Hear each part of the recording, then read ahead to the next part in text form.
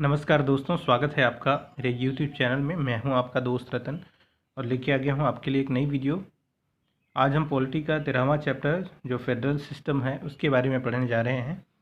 Video शुरुआत करने से पहले एक छोटा सा रिक्वेस्ट है, अगर आप चैनल पर नए हैं तो आप हमारे चैनल को सपोर्ट करें, लाइक शेयर सब्सक्राइब ज़रूर करें और कमेंट बॉक्स में अपनी राय भी बताएँ कि वीडियो किस तरीके से बन रही है। ये एक रैपिड रिविज़न सीरीज चल रहा है 2023 को लेके, जो पीटी अभी जो है आपका मिनिमम जो है 80 डे रह गया है, 18 डेज़। तो उसमें आप अच्छे तरीके से जो है इसको रिवाइज करें और आप ये समझ लीजिए कि यूपीएससी में ऑन एन एवरेज 50 क्वेश्चन जो है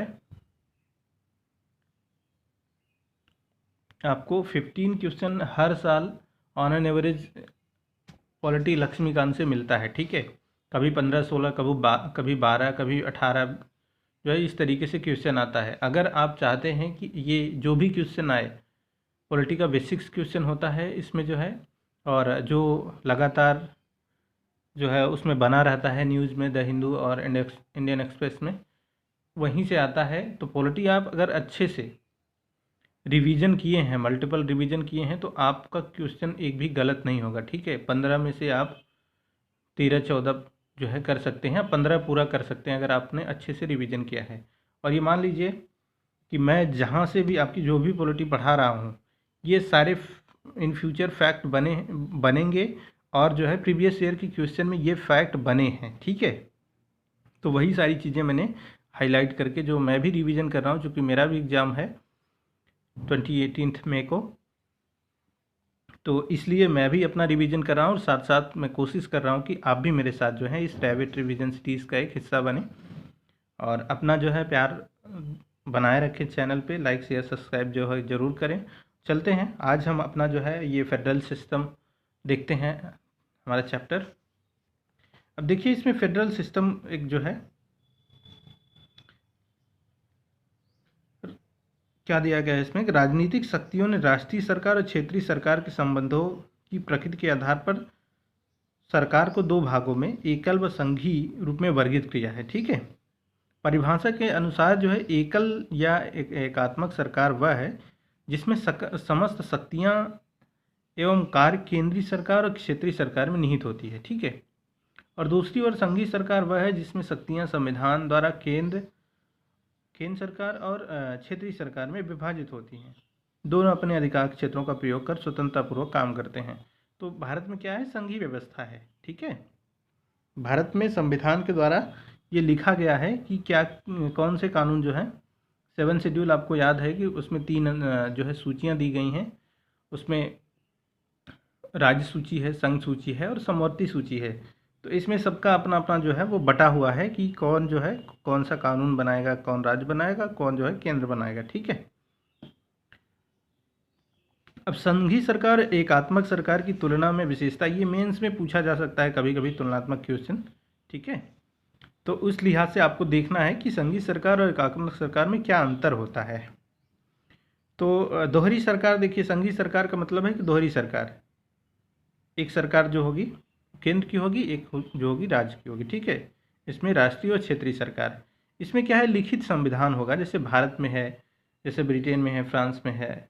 ठीक है, तो लिखित संविधान होगा और उसमें लोगों को जो है बटा रहेगा, कुछ राज्य का हिस्सा रहेगा और कुछ जो है वो केंद्र का रहेगा।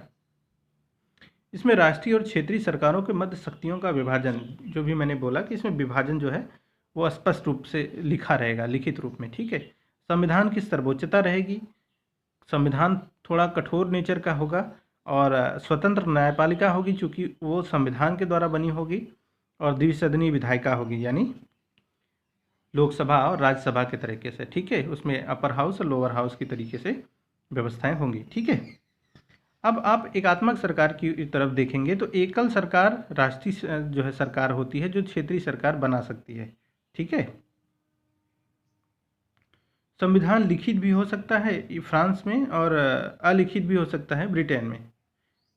ब्रिटेन में अलिखित संविधान है लेकिन इसको लोग फॉलो करते हैं। ठीक है, एक नियम, बेसिकली एक तरीके का नियम जो है बना दिया गया है और लोग उसको मानते हैं। अब शक्तियों का कोई स्पष्ट विभाजन नहीं है, समस्त शक्तियाँ राष्ट्रीय सरकार के ही अंदर जो है वो रहती हैं, वही जो है वो जो करती है वही करती है। इसमें संविधान सर्वोच्च भी हो सकता है जैसे जापान में, और नहीं भी हो सकता है जैसे ब्रिटेन में, ठीक है। अब यहाँ जो है संविधान कठोर भी हो सकता है, जैसे फ्रांस का संविधान कठोर है, लचीला भी हो सकता है जैसे ब्रिटेन का लचीला है। अब न्यायपालिका की यहाँ दशा क्या होगी कि न्यायपालिका स्वतंत्र भी हो सकती है या जो है वो अस्वतंत्र भी हो सकती है, ठीक है।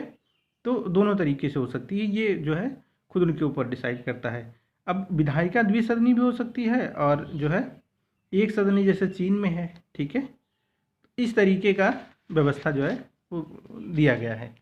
तो आप एक बार दो बार इसको रिवाइज करेंगे तो समझ में आ जाएगा कि हाँ क्या क्या चीज़ें जो हैं किस तरीके से हैं। अब भारत में जो है भारत के संविधान में संघीय सरकार व्यवस्था को अपनाया गया। संविधान निर्माताओं ने संघीय व्यवस्था को दो कारणों से अपनाया, क्योंकि अपने देश का जो है बहुत बड़ा आकार है, सामाजिक सांस्कृतिक बहुत विविधता है।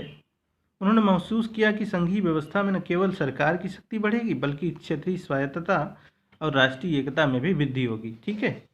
अब एक चीज़ ध्यान रखने वाली यहाँ ये है कि कहीं भी संविधान में संघ का प्रयोग नहीं किया है, बल्कि उसके जगह पे राज्यों के संघ का जो है प्रयोग किया गया है। अनुच्छेद में आप देखेंगे तो भारत को राज्यों का संघ कहा गया है। अब इसको परिभाषित करते हुए डॉक्टर बी आर अम्बेडकर साहब कहते हैं कि राज्यों के संघ से दो बातें उभर कर सामने आती हैं, ठीक है। इसमें पहला ये है कि अमेरिका जो है संघ के विपरीत भारतीय संघों के राज्यों के बीच सहमति का प्रतिफल नहीं है। वो कहना चाहते हैं कि जैसे अमेरिका के जो 50 स्टेट हैं उसमें क्या है, एक तरीके की बॉन्डिंग है, वो जो है एक समझौते के आधार पर टिके हुए हैं, ठीक है। लेकिन भारत में ऐसी कोई नहीं है कि मतलब किसी राज्य से कोई जो है भारत समझौता करेगा, ठीक है। वो भारत का अभिन्न हिस्सा है, वो अलग हो ही नहीं सकते, कोई प्रोविज़न ही नहीं है उनके अलग होने का, ठीक है। इसमें ये लिखते हैं बाबा साहब खुद कि राज्यों को ये अधिकार नहीं है, वो कहते हैं कि राज्यों को खुद अधिकार नहीं है कि वे जो है स्वयं को संघ से पृथक कर सकें, ठीक है। तो वो भारत से अलग करने की उनकी कोई ऐसी शक्ति नहीं है। फेडरल संघ है क्योंकि वह अविभाज्य है, ठीक है। ये बहुत इंपॉर्टेंट है। इन फ्यूचर आप जो है जब भी आपको फेडरल सिस्टम से लगातार हर साल जो है क्वेश्चन आता है मेंस में, GS2 के सेक्शन से जो है इस तरीके का क्वेश्चन आता है कि आप जो है ब्रिटिश और भारतीय व्यवस्थाओं जो संघीय व्यवस्था है उसमें किस तरीके की जो है आपको चुनौतियां हैं क्या हैं, तो उसका आपको जो है ना वो क्रिटिकल एनालिसिस करना होता है। तब आप उसमें ये चीज़ें डाल सकते हैं। ये जो है आप जब डालेंगे तो आपका वैल्यू एडिशन बहुत बढ़िया होगा, जो संविधान के निर्माताओं ने खुद कहा हुआ है, ठीक है। भारत की संघीय व्यवस्था कनाडाई मॉडल पर आधारित है, ये आप लोग जानते हैं, ये भी पीटी का फैक्ट बन सकता है, ठीक है। संघीय व्यवस्था कनाडाई मॉडल पर आधारित है और यह एक अत्यंत सशक्त केंद्र होने के आधार पर कनाडाई मॉडल अमेरिका मॉडल से जो है सर्वथा भिन्न है। भारतीय संघीय व्यवस्था कनाडाई मॉडल जो है व्यवस्था से इन आधारों पर समानता प्रदर्शित भी करती है। इनका निर्माण यानी कि विखंडित होने के तरीके, संघ शब्द का प्रमुखता से प्रयोग, कनाडा में भी संघ शब्द का प्रयोग किया गया है। इसकी केंद्रीकरण की प्रवृत्ति, राज्यों की तुलना में केंद्र का ज़्यादा शक्तिशाली होना, ठीक है। अब कुछ विशेषताएं हैं संविधान की संघीय विशेषताएं जो हैं, इसमें द्वैध राज पद्धति है, यानी केंद्र सरकार राष्ट्रीय महत्व के मामले जैसे रक्षा, विदेश, मुद्रा, संचार आदि को देखती है, जबकि दूसरी तरफ राज्य सरकारें जो हैं क्षेत्रीय व स्थानीय महत्व के मुद्दों को देखती हैं, जैसे सार्वजनिक व्यवस्था हो गई, स्कूल कॉलेज को रन करना हो गया, कृषि हो गया, स्वास्थ्य हो गया, या स्थानीय प्रशासन के बारे में, ठीक है। दूसरा क्या है कि लिखित संविधान है। भारत जो है वो विश्व का सबसे बड़ा विस्तृत संविधान है लिखित रूप में। अब इसमें आप जानते हैं 395 जो है अनुच्छेद 22 भागों में विभक्त हैं, 8 अनुसूचियाँ थी, ठीक है, जो बढ़ के अब 12 हो चुकी हैं। तो बहुत सारी चीज़ें हैं। अब शक्तियों का स्पष्ट विभाजन हुआ है। 7वीं अनुसूची में आप देखेंगे तो समवर्ती सूची, राज सूची और जो है संघ सूची, तो इसमें स्पष्ट विभाजन है। ये सब आप देख लीजिएगा कि ये संघीय सरकार की विशेषताएं हैं कि लिखित संविधान, ये आप जो है इसको पॉइंट में, बुलेट पॉइंट में आप नोट कर लीजिए कि संघीय सरकार की क्या विशेषताएं होती हैं। ठीक है, उसमें द्वैध राज पद्धति होती है, लिखित संविधान होता है, शक्तियों का स्पष्ट विभाजन होता है।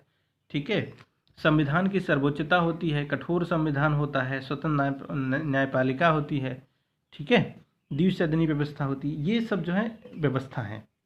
अब संविधान की एकात्मक विशेषताएं क्या है, तो इसमें भी जो है केंद्र सशक्त होगा। जब एकात्मक व्यवस्था होगी तो राज्य अनस्वर हो जाएगा। ठीक है, एकल संविधान होगा, संविधान का लचीलापन होगा। ये मेंस के उद्देश्य हैं, तो आप जो है इसको देख लीजिएगा बहुत अच्छी तरीके से और इसको रिवाइज करिएगा। और आंसर राइटिंग जब भी आप करें तो उसमें जो है इसको, जब भी ऐसा क्वेश्चन आए तो आप जो है इसमें ज़रूर कोट करें। अब एकल नागरिकता, आपातकालीन उपबंध, राज्य प्रतिनिधित्व में समानता का अभाव होगा, एकीकृत न्यायपालिका होगी, अखिल भारतीय सेवाएं, ये सब सारी चीज़ें जो हैं वो हैं। इसमें बहुत ज़्यादा इम्पोर्टेंट चीज़ें नहीं हैं। ये जो है संघीय व्यवस्था का आलोचनात्मक मूल्यांकन, आप ये मेंस के लिए जो है इम्पोर्टेंट है, तो आप जो है मेंस के पर्पस से इसको देख सकते हैं। ठीक है, इसमें जो है एक केस के बारे में मुंबई मामला जो था और 1994 का, वो भी दिया गया है, जिसको आप देख सकते हैं। और ये वीडियो आपको कैसी लगी हमें कमेंट बॉक्स में ज़रूर बताएं। पूरा वीडियो देखने के लिए आपका धन्यवाद। फिर मिलते हैं अगली क्लास में। Thank you.